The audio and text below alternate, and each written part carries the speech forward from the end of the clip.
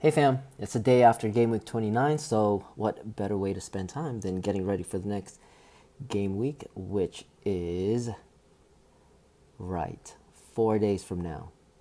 Ouch, but so that I don't yet again miss all of my training lineups and miss a bunch of lineups, might as well start doing the training, right? Or take advantage of SorareFP's nice little side competition.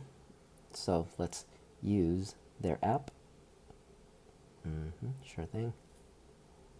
So going to try out their new app to do this, so I'll probably miss a lot, I'm sure, but only because I've only glanced at it so far. But here we go. So the projections are by game week, but for those interested, the rest of season hitters and starting and relief pitchers will be in this section over here, and it doesn't show over here, but oh, there you go. It'll show you what cards you have for each one of those positions.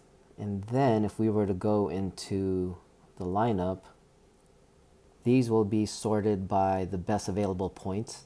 And it's available points according to your card and its XP percentage. So it's always nice when math is already done for you. And you can't see it here, but when it's a live game week, it'll show you the opponents, and then it'll show home or away, different colors, and it'll annotate in green if it's that specific pitcher's probable scheduled day.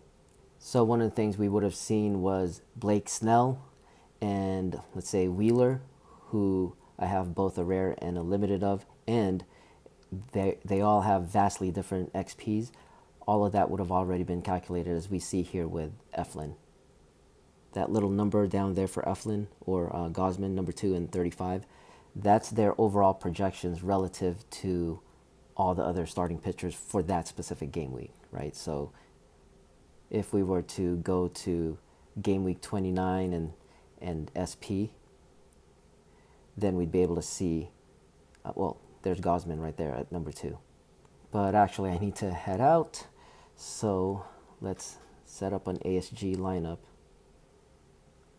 And the All-Star game is odd because both starters and reserves will have a plate appearance in terms of batters, and even more so the top of the lineup for the starters, because obviously second inning might be a long ways out or something to that effect.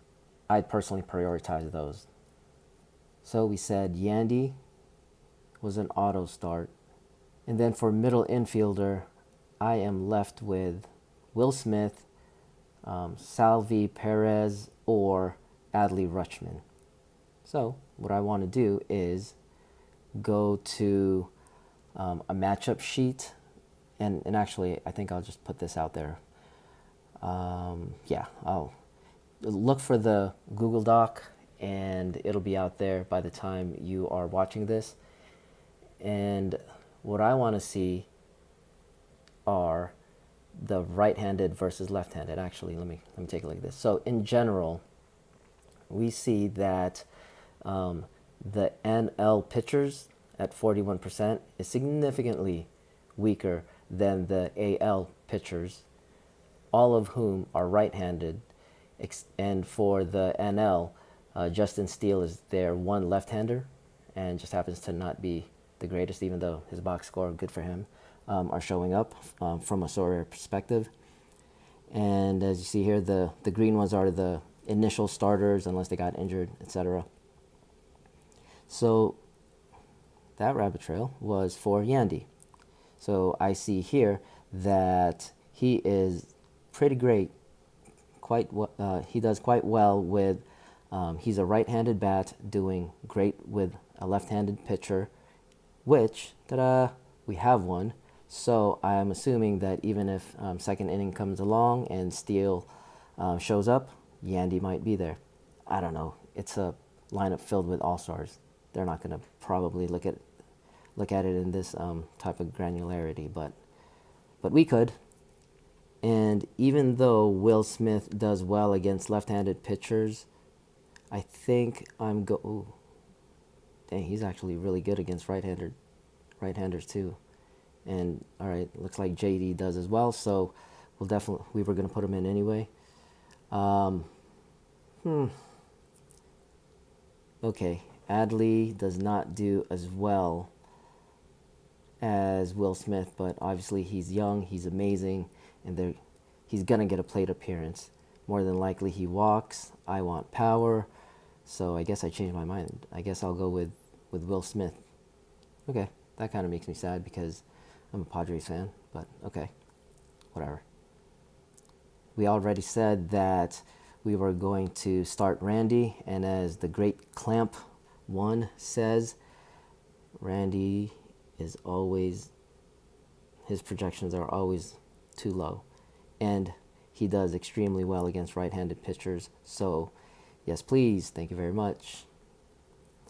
And Kyle Tucker is one of my favorites. So even though he isn't slated to start, we will definitely get him in there. Of course, I can't find him. All right, there's his limited. Man, I really wanted to use his rare, and I don't see it, so I hope I didn't sell it. All right. Anyway, so our starter is George Kirby because he's from Seattle, and obviously his hometown. There is almost no chance that he's not going to get to pitch.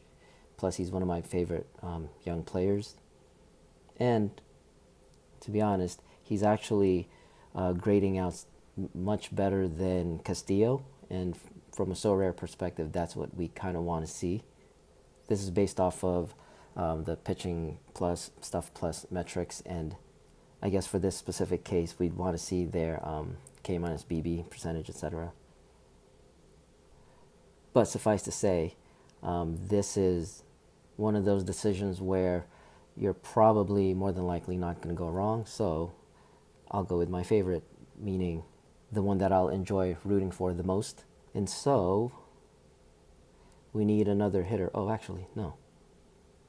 I said JD Martinez, right? So our last one will be JD Martinez. So this was not as detailed, nor was it planned out to be as such. It was more just to kind of show off all of the hard work that's been put into this app and just the awesomeness that the SorareMLB community, from a grassroots perspective, does provide and care for its community, etc. So it's a really cool competition. I hope you guys take advantage and consider using the tool.